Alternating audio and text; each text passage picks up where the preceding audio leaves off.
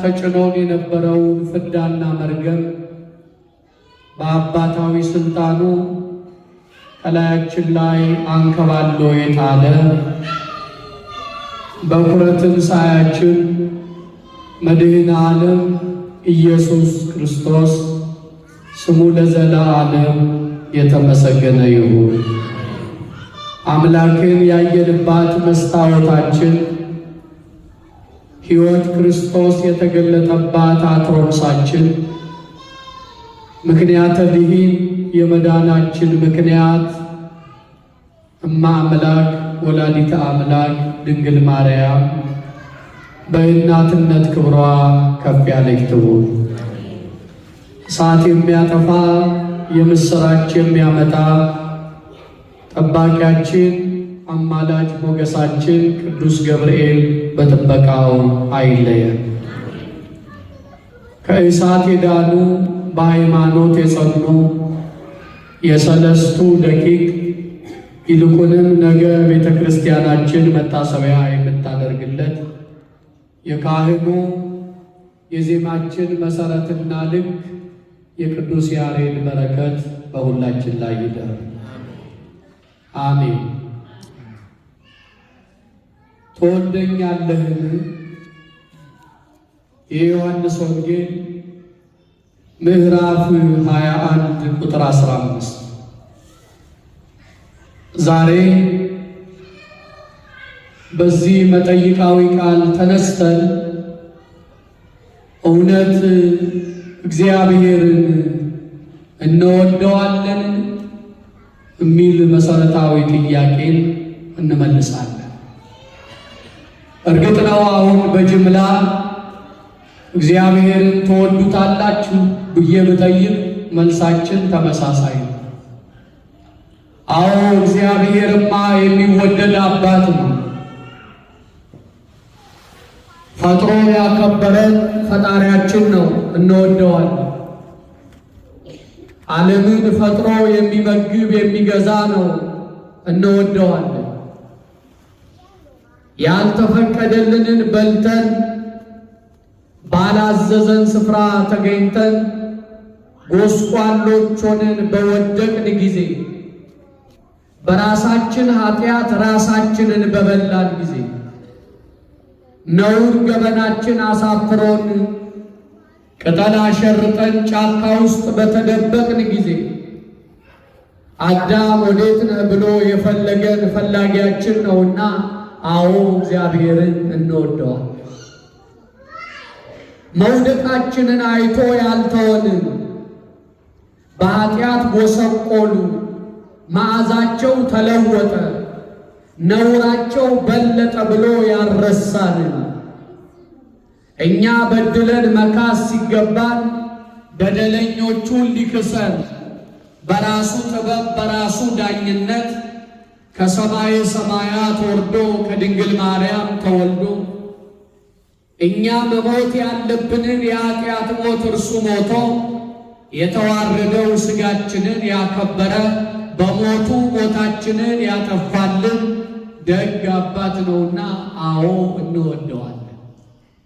መልሳችን በጅምላ እንዲህ እንደሚሆን አልጠራጠርም።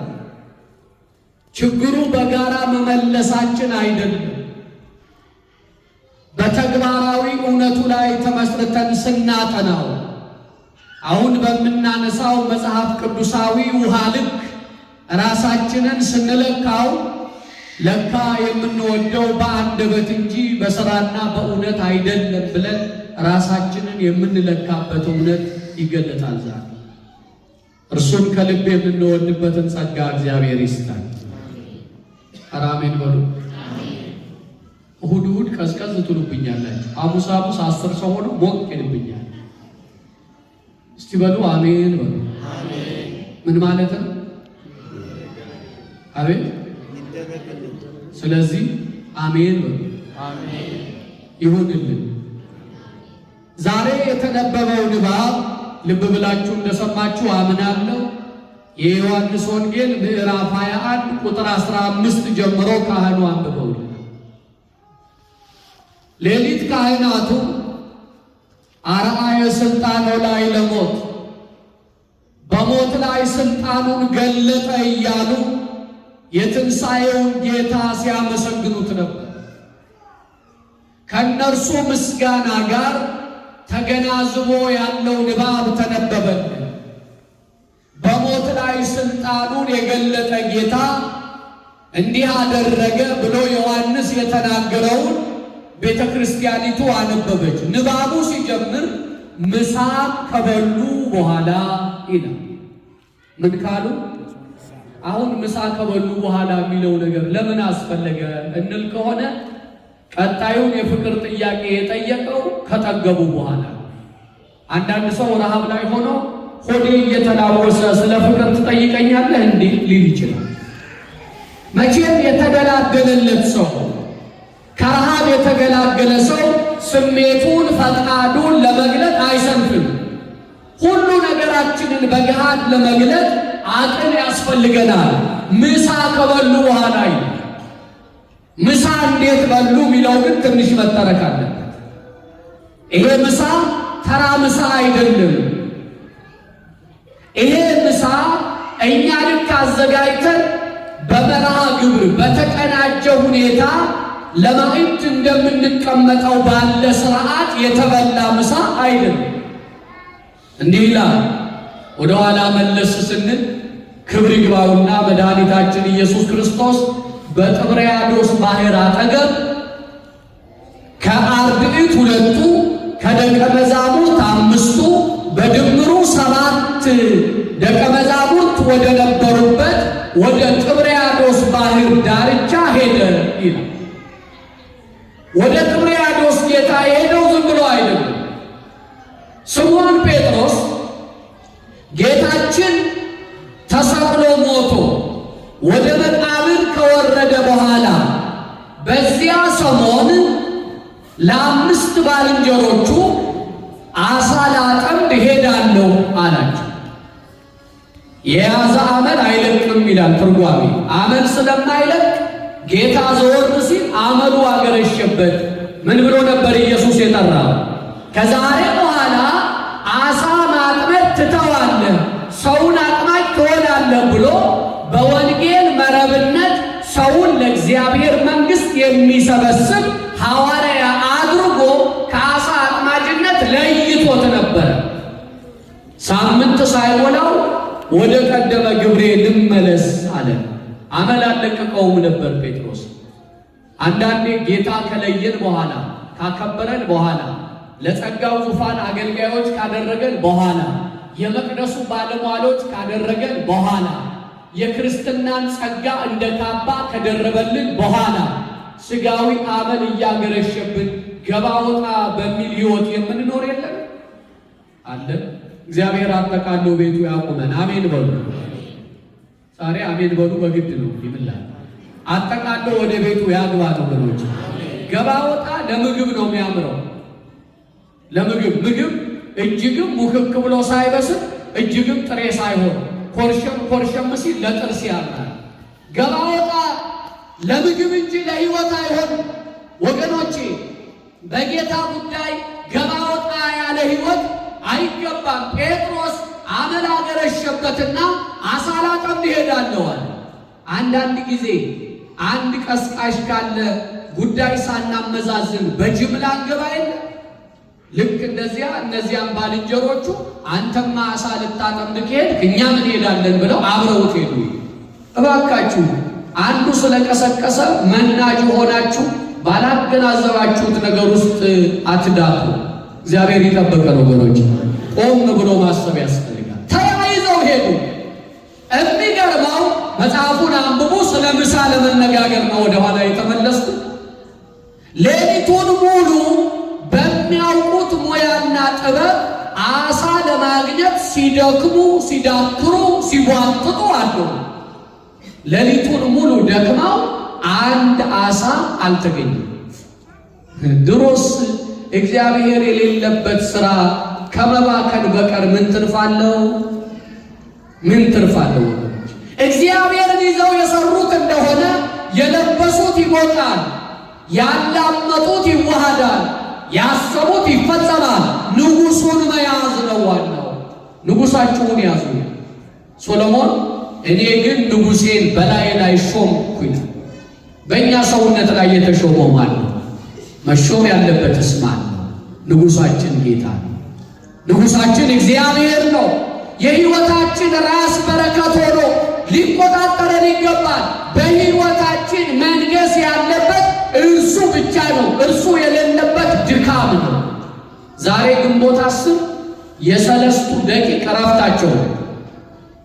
ሦስቱ ወጣቶች በታኅሳስ ገብርኤል የመዳናቸውን ገብርኤል አዳናቸው እያለ ነበር አይደል? ዛሬ ደግሞ በዓለ ዕረፍታቸው ይታሰባል በቤተክርስቲያን። እነዚህ ወጣቶች በወጣትነታቸው በአካላቸው የሾሙት በሰውነታቸው ያሰለጠኑት እግዚአብሔርን ነበረ። ወጣቶች በእናንተ ሰውነት እግዚአብሔር ይንገስ ብላችሁ ከፈቀዳችሁ ክፉ የጎልማሳነት ምኞት ወደ ኋላ ጎትቶ አይጥላችሁም። ከንቱ ሆናችሁ አትቀሩ። በአበባነት ከፍ ትላላችሁ። እናቶች፣ አባቶች እናንተ ምን እነዚህ በጋራ ሆነው ሲያጠምዱ አደሩ፣ አልተገኘም። በነጋ ጊዜ ይላል። ሲነጋ ይመጣል የኛ ጌታ። ጨለማ ላይ ረስቶን አይደለም፣ ስላልጠራ ነው። በጨለማ ስንዳክር እየታዘበን ዝም ይላል። ስንት ጨለማ ብቻችንን ታገል ይሆንልናል ብለን ስንቱን ጨለማ ልንሻገር በራሳችን እስቲ ራሴን አቋቁማለሁ እበረታለሁ እያል ንጉሳችንን ሳንሾም ሳንጠራ በስንት ጨለማ ብቻችንን ዳከር ያይላል እሱ በትዝብት። ወገኖቼ ሲጨልምባችሁ በዚያ ጨለማ ለብቻችሁ ከምትዋጥጡ ጌታዬ ሆይ አንተ ስትመጣ ይነጋልና እባክህ አንጋል ይበሉት። ሲመጣ ነጋ። ጌታ ሲመጣ ይነጋል። ያልነጋላችሁ በተለያየ ጨለማ ውስጥ ያላችሁ ጌታዬ ወደ ማጀቴና ወደ ቤቴና ወደ ሕይወቴና ክብር ይገለጥ በሉት። የሚያነጋ ጌታ ይመጣል፣ ያነጋላችኋል። በነጋ ጊዜ ኢየሱስ በባሕሩ ዳር መጥቶ ቆመ። እንዲህ ብሎ ጠየቃቸው፣ ልጆቼ አንዳች የሚበላ አላችሁን አላቸው። ይገርመኛል። ጌታ ሰጥቶ የሚለምን ነው። አይገርም? ሰጥቶ ለማኝ። አሁን እናንተም እየተለመናችሁ ሰጥቶ ነው የሚለምናችሁ። ደሞዝ ማን ሰጣችሁ? በእግዚአብሔር ቢኖር ደሞዝ ማን የሰጣችሁ?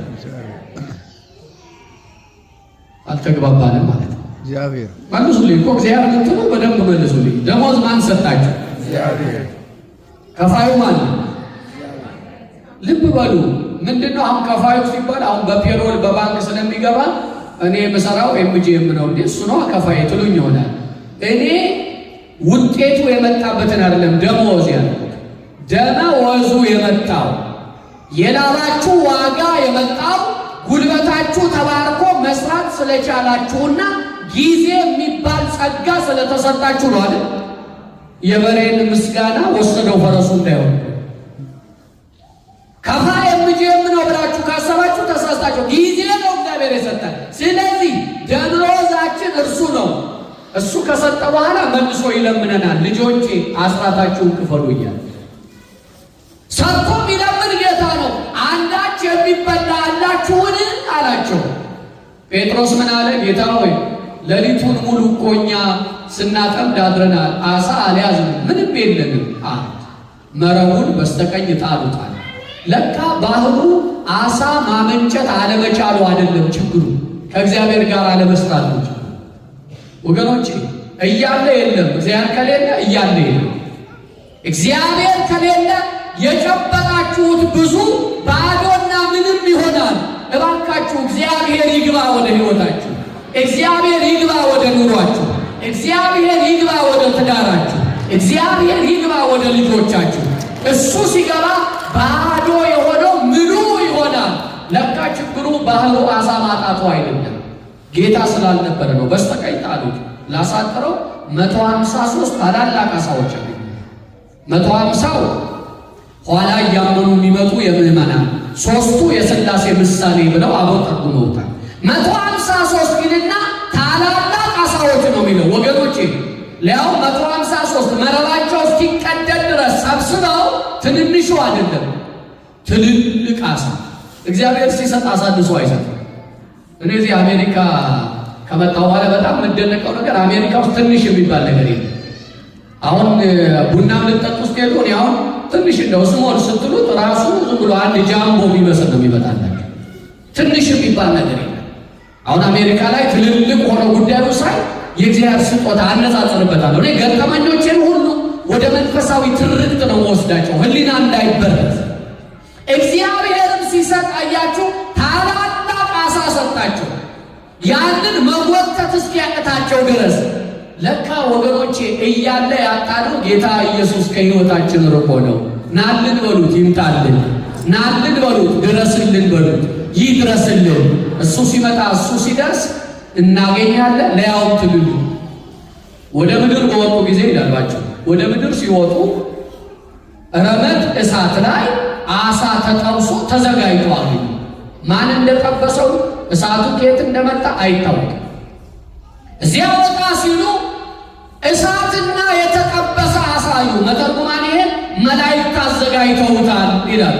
ቅድም ዲያቆኑ በሉ ወጸጉ ጥቀ በሉ ጠገቡ ወረቁ ከተመኙት አላሳጣቸውም ብሎ ነቢዩ ዳዊት የዘመረውን ምስጋና እንዳመሰገኑ ሲወጡ የተዘጋጀ ማዕድ ተሰርቶ አገኙ።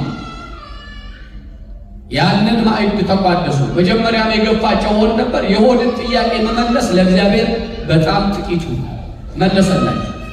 ምሳ ከበሉ በኋላ ጥያቄ አመጡ። አያችሁ፣ ይሄ ምሳ የተአምራት ምሳ ነው። ይሄ ምሳ የእግዚአብሔር ክንድ የተገለጠበት ምሳ ነው። ይሄ ምሳ ልዩ ምሳ ነው። ይሄ ምሳ ተርቦ የተገኘ ምሳ ነው። ይሄ ምሳ በጌታ በኢየሱስ ክርስቶስ የተባረከ ምሳ ነው። ያንን ምሳ ከበሉ በኋላ መድኃኒታችን ስምዖን ጴጥሮስን ኑ ዓሣ ላጠምድ እሄዳለሁ ያለው ጥያቄ ጠየቀ። መቼም ጴጥሮስን ለምን ጠየቀው ቢሉ ጴጥሮስን ጥያቄውን ሶስቴ ነው የጠየቀው። እንመጣበታለን በዝርዝር። ስንት ጊዜ ጠየቀው? ሶስቴ። ምን እያለ? እባካችሁ ንገሩኝ። ምን እያለ? ወንዶቹ ምን እያለ? ትወደኛለህን በሉ። አይናቸው አለ ግን ትንሽ የመናገር ችግር አለ። እስቲ እንደገና ትወደኛለህን በሉ። ትወደኛለህን? እስቲ እህቶች ትወደኛለህን? ስንት ጊዜ? ስንት ጊዜ?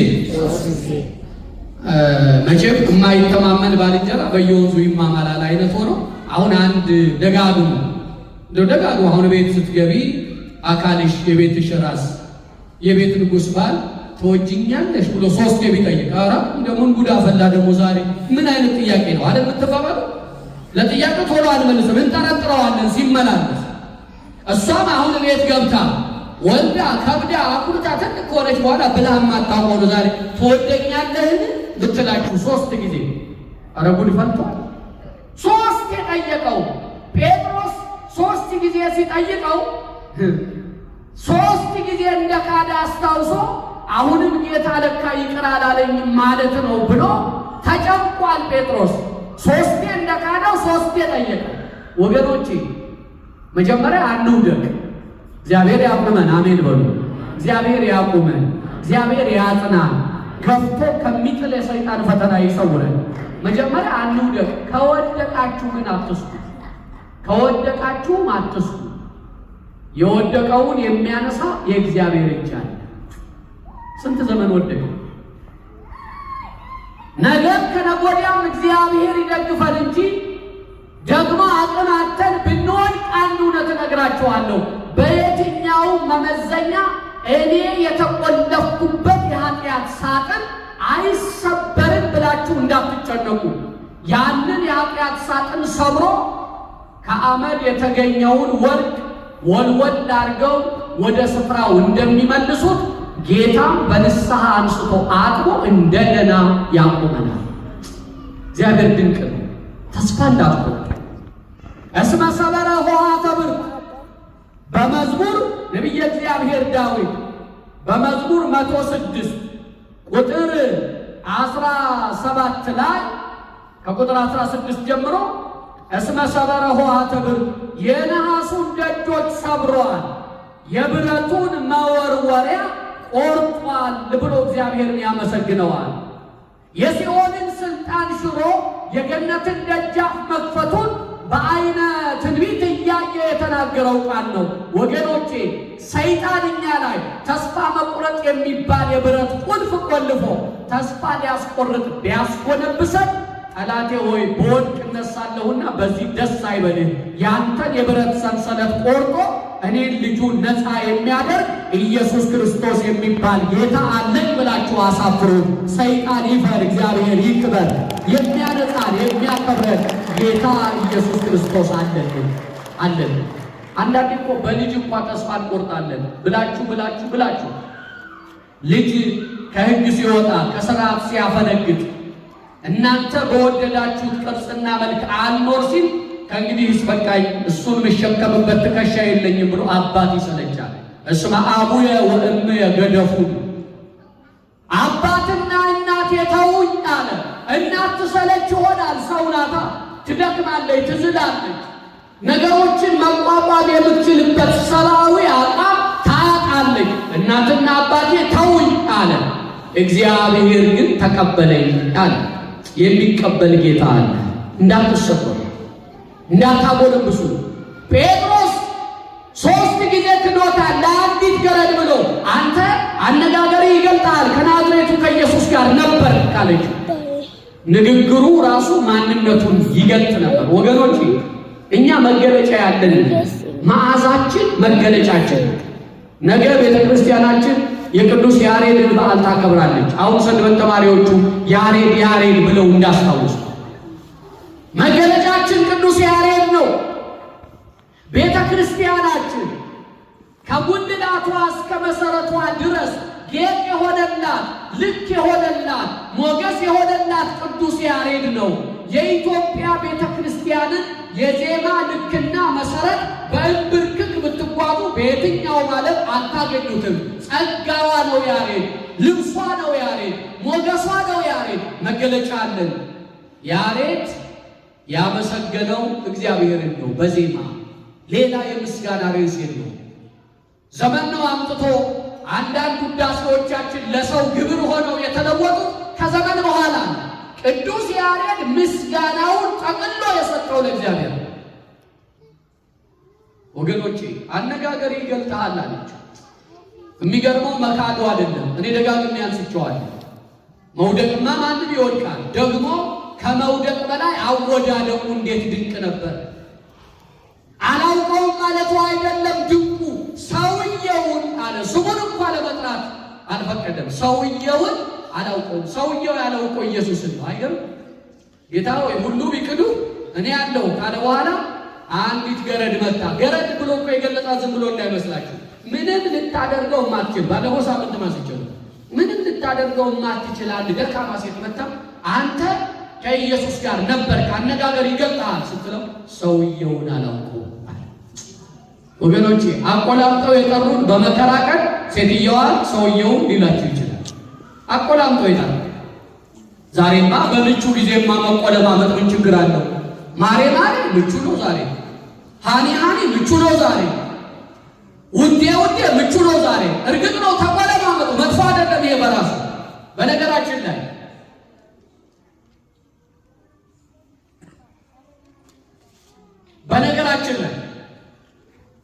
እንዲህ አይነት መመሰጋገል መቆለማመጥ መጥፎ አይደለም። ይልቁኑ ባልና ሚስት በፍቅር ሕይወት ውስጥ እየነጠፈ ያለው ጸጋችሁ ባል ሚስቱን በደግ ቃል፣ ሚስት ባሏን በደግ ቃል አታመሰግኑ። ዛሬ ውዴ አበባዬ ትባባላላችሁ ሳይሰለቻችሁ። እሷን ውዴ ማለት፣ እሱን ጌታዬ ማለት፣ እሱን አበባዬ ማለት ፍቅርን የሚያለመልም መልካም ውሃ፣ መልካም ጅረት ነው። ተመሰጋገሩ ባካችሁ። ኑሮ የሚያብበው የሚፈካው በዚህ ልክ ነው።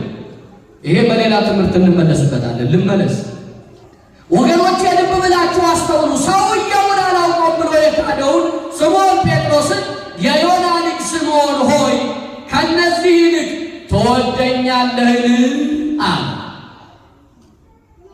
ይህች ናት መነሻ ቃለች። ትወደኛለህን በየደረጃው አደራ ሰጠው። ጴጥሮስ የመለሰው መልስ የሚደንቅ ነበረ። ያውቀዋል። መጀመሪያ የፎከረው ፉከራ ሊያጸናው እንዳልቻለ ስላወቀ አሁን የፍቅሬን ጥግና ልክ ራሱ ባለቤቱ ስለሚያውቅ አንተው ታውቀዋለህ ማለት ማለት ያዋጣኛል ብሎ ጌታ ሆይ እንድወድ አንተ ታውቃለህ አለ። ማይምረ ህሙአት ነው ጌታ የተሰወረውን የሚያውቅ። አሁን እዚህ ውስጥ እግዚአብሔር ማያውቀው ከእግዚአብሔር የተሰወረ ገበና ያለው ሰው ፍጹም እኔን ካባ ደርቤ እናንተ ፊት ቤተ ክርስቲያኒቱ በሸለመችኝ የጸጋ ልብስ የቆምኩትን አጠርጥሮ ያቀናል። ድራማ ሰሪ ተዋናዩን ከአማኙ ለይቶ ያውቀዋል። አስመሳይ ቀልደኛውን ከልብ አምልኮ ፈጻሚው ለይቶ ያውቀዋል። እያወቀ ነው የማለት እያወቀ ነው የተወለ ጌታ ሆይ እንድወድ አንተ ታውቃለህ አለ። በየደረጃው ነገረው። ግልገሎቼን አሰማራ፣ ጠቦቶችን ጠብቅ፣ በጎቼን አሰማራ አለ። ግልገሎቼን አለ 10ን መምህራን ነው። ጠቦቶቼን አለ 72ቱን አርድእት ነው። በጎቼን አለ 36ቱ ቅዱሳን አንስት ነው ወይም ይገለብጡታል። በጎቼን አለ 10ሩ ደቀ መዛሙርት ወንድሞችህን ጠብቃቸው። ምክንያቱም መጀመሪያ አሳ ላጠምድ እሄዳለሁ ብሎ መስመር አስቷቸው አልነበረ? አሁን በጎቼን አሰማራ አለ። እነዚያን 10 ባልንጀሮችን ጠብቃቸው ሊቀ ሐዋርያት ሆነሃል። ጠቦቶቼን አለ 72ቱን አርድእት ነው። ግልገሎቼን አለ 36ቱ ቅዱሳት አንስትን ነው። እነዚህን ጠብቅ ብሎ የአባትነት ኃላፊነት ሰጠው። ትወደኛለህን በሚል ኃይል ቃል ወገኖቼ ጴጥሮስ ትወደኛለህ ለሚለው ጥያቄ የመለሰው መልስ እንደምወድህ አንተ ታውቃለህ። ልብና ኩላሊትን ትመዝናለህ። የኔ ፍቅር ስንት ኪሎ እንደሆነ አንተ ታውቀዋለህ አለ። አሁን በልባችን ያለ ፍቅር በኪሎ በግራም ቢለካ በመለኪያ ዘዴ ወይም በሊትር ቢለካ ልጆቻችንን የወደድንበት ኪሎ፣ ባላችንን የወደድንበት ኪሎ፣ ሚስትን የወደድሽበት ኪሎ፣ ዘመድን የወደዳችሁበት ኪሎ እግዚአብሔርን ከወደድንበት ፍቅር ጋር ቢነጻጸር የትኛው ሚዛን የሚደፋ ይመስላችኋል? አቤት ጥሩ የእግዚአብሔር ነው ሚዛን የሚደፋው። እኛ ምን ወደውን ያልኳችሁ እሱም የወደድን አለ። እኛ ምን ወደው ጥሩ እግዚአብሔርን በመውደድ ሚዛን የሚደፋ ፍቅር ካለን እሰየው፣ ጸጋ ተሰጥቶናል። ዘመዶቼ እግዚአብሔርን የወደድንበት ፍቅር፣ ትዳራችንን ከወደድንበት ፍቅር፣ ልጆች ስራችንን፣ ዘመድ ወገናችንን ከወደድንበት ፍቅር ጋር ፍጹም ሊነጻጸር አልቻለም። እንዴት ብሎ የምንወዳቸው ልጆቻችንን በምን ስስት እንደምንንከባከባቸው አስቡ። ስስታችን ምን ድረስ እንደሆነ አስቡ። እነርሱን በሰዓት ማግኘት ምን ያህል እንደሚያረካን አስቡ። እግዚአብሔር ቤት ለመምጣት ልባችን ሐሴት እያደረገ እርግጥ ነው ከእንቅልፍ ታግላችሁ ዋጋ ከፍላችሁ ስራና ድካምን ዘንግታችሁ ፍቅሩ በልጦባችሁ ፊቱ የቆማችሁ እንዳላችሁ ጌታ ያውቃል፣ እኛም በአቅማችን እናውቃል። ነገር ግን ለእነዚያ በምንሳሳው ልክ ለእግዚአብሔር ሳስተን እቤቱ መገኘት እንዴት ደስታ ነው! ልክ ወዳጁን ቀጥሮ ራሱን ተንከባክቦ አጥንቶ እንደሚሄድ ባልንጀራ ራሳችንን አስጊጠን አስውበን ንጉሳችን እግዚአብሔር ፊት ለመምጣት በደስታ ምንቸኩል ሰዎች አለን ወይ? ትወደኛለህ ይላል። በጅምላ መልሱ ቅድም እንዳልኩት ነው። አዎ ነው። ብንወደው ኖሮ ንስሐ ገብተን ሥጋ ወደሙ አንቀበልም ነበር። ብንወደው ኖሮ በየወሩ እየተሳሰብን የእግዚአብሔርን አስራት አንከፍልም ነበር። ብንወደው ኖሮ ዝማሬ ሲዘመር እልል በሉ የሚል አዋጅ ነጋሪ ሳይኖር ለክብሩ እልል አንልም ነበር። ብንወደው ኖሮ ጠባ ለኪዳን መሸለ ቁርባን ብለን እግሮቻችን እንደ ቦሆር እግሮች በቤቱ ተተክለው አይጸኑም ነበር። ብንወደው ኖሮ በመንፈሳዊነት አጊጠን በስነ ምግባር ቀንተን አንኖርም ነበር። ትወደኛለህን ላለው ጥያቄ እንደወደ አንተ ታውቃለህ እንዳለ እኛም የመውደዳችንን ጥግ እርሱ ያውቀዋል። እያወቀ ግን ዛሬም በፍቅር የሚለምነን ጌታ በዙፋኑ ነው። ወገኖቼ ዛሬ ምን ተማር? ዛሬ ምን መልእክት ወሰዳችሁ? ምን ተረዳችሁ? ምን ተገነዘባችሁ? ዛሬ እግዚአብሔር ሊነግረን የወደደው ነገር የፍቅር፣ የታማኝነት፣ የአደራ ጥያቄ፣ የምግብ ጥያቄ ከተመለሰ በኋላ መሰረታዊ ጥያቄ ከተመለሰ በኋላ የሚሰጥ አደራ መሆኑን እየነገረ እግዚአብሔር መሰረታዊ ጉዳያችንን ሳያሟላ የወንጌልን አደራ አይሰጠንም። ወንጌላውያኑ አገልጋዮቹ ቤታችሁን እንድታስተምሩ አደራ የተሰጣችሁ የቤት ሐዋርያት ባሎቹ። በነገራችን ላይ እኛ የቤተክርስቲያን ሐዋርያት ነን። ቤታችሁን እንሰራለን፣ ሕይወታችሁን እንመራለን። የካህናቱ ድርሻ መኖሪያ ቤት በባል ሐዋርያነት የሚመራ አንድ መንፈሳዊ መንግስት ነው። ለእናንተ የሚሰጠው አደራ እግዚአብሔር ኃላፊነታችሁን ተወጡ እንጂ መሰረታዊ ጥያቄያችሁን የሚመልስ ንጉሥ አላችሁ ይላል። መሰረታዊ ጉዳያችንን የሚመልስ ጌታ ነው። መሰረታዊ ጉዳያችንን ሳይመልስ የወንጌልን የእውነትን አደራ ተወጡ ብሎ የሚገፋን አምላክ አይደለም። መሰረታዊ ጉዳያችንን ይመልሳል። የምግብ ጥያቄያችን ይመለሳል። ምሳ ከበሉ በኋላ አደራ ሰጠ ይላል። ወገኖቼ በመሰረታዊ ጉዳይ አትጠርጥሩት። ለምሳሌ ተፈጥሮን ጠርጥረናት እናውቃለን። አሁን ዛሬ ላይመሽ ይችላል ብሎ የሚፈራ ሰው አለ? መልሱልኝ። የሚፈራ ሰው አለ? የለም። እንደሚመሽ እርግጠኛ ነን አይደል? ተፈጥሮን ሳያዛባ ምሽቱን በሰዓቱ ንጋቱን በሰዓቱ የሚያመጣው ማን ነው? ስለዚህ እግዚአብሔር አይጠረጠርም ማለት ነው በመሰረቱ